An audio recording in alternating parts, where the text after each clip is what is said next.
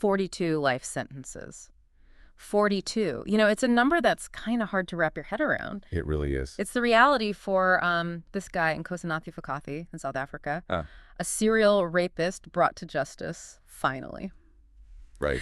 We're diving into a tough subject today, but, these are the conversations. As difficult as they are, they're important. Absolutely. Yeah. Cases like this, they really highlight some deeply disturbing realities Yeah. about, crime, justice, the human cost of sexual violence. Things we don't really want to think about, but we have to. We do. So this case, it spans, get this, from 2012 to 2021. That's like, what, almost a decade, right? Almost a decade. Of this guy, Phakathi, just preying on people. And the BBC article we're looking at says at least 90 rapes. Yeah. 90. It's hard to even fathom. And the age range of his victims, too. That's the part that really gets me, We're talking kids, 9 years old, all the way up to a 44-year-old woman. It really puts a face on this kind of crime, and it's horrifying. It is, and it makes you think about the bigger picture in South Africa, too. They've been dealing with, a really serious violent crime problem, and sadly, we're seeing this upward trend in reported rapes, which is just, ugh.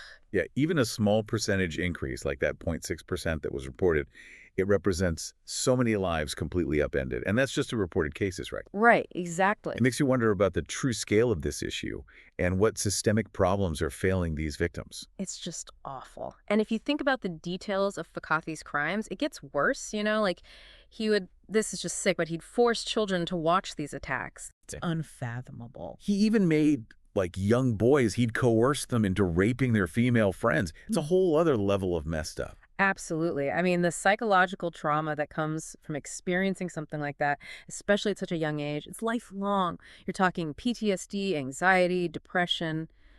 These kids, they're going to carry this with them. It's heartbreaking. It really highlights the urgent need for serious support systems in South Africa. Therapy, counseling, just safe spaces where victims can heal and process what they've been through. Totally. And what gets me too is Phakathi, he didn't just, randomly attack. This was planned out. Yeah. He was targeting people going to school or work, places where you should feel safe. Right, exactly. The audacity to target people in their everyday routines, it just adds another layer of fear and uncertainty. Yeah. And get this, he would pretend to be an electrician to get into people's homes. Oh my gosh. It's the manipulation and the violation of trust that's so disturbing. He intentionally broke down those barriers, making people vulnerable in places where they should feel most secure.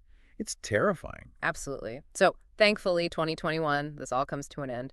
He gets caught. He's actually shot during the arrest, loses a leg. Wow. Yeah. Can you imagine showing up to court on crutches facing those charges? I can't even imagine. It's a stark reminder, though, that law enforcement puts their lives on the line every day, dealing with dangerous individuals. For sure. For sure. And the judge in the case, he didn't hold back. Said Phakathi showed zero remorse, totally beyond rehabilitation, hence those 42 life sentences. It's such a complicated issue, though, right? On the one hand, you have this monster who committed unspeakable acts. But then it begs the question, is life imprisonment the only answer? What about rehabilitation? What does that even look like in such an extreme case? Yeah, it's huge debate. Some people say lock them up and throw away the key. Others believe that even in extreme cases, we should at least try to understand the why to see if there's any chance of preventing similar tragedies. Absolutely. It's a conversation we need to keep having. We do. And, through all of this, the thing I keep coming back to is the incredible strength of Phakathi's victims coming forward to share their stories. That takes so much courage. It really does. Their bravery is a testament to the resilience of the human spirit. Absolutely. And it's a reminder that, we all have a responsibility to speak up, to support survivors, to challenge the systems that allow this kind of violence to continue. And for anyone listening who might be struggling with something similar, you are not alone. Reach out, get help. There are resources. There are people who care. Please, if you're listening and you need help, don't hesitate.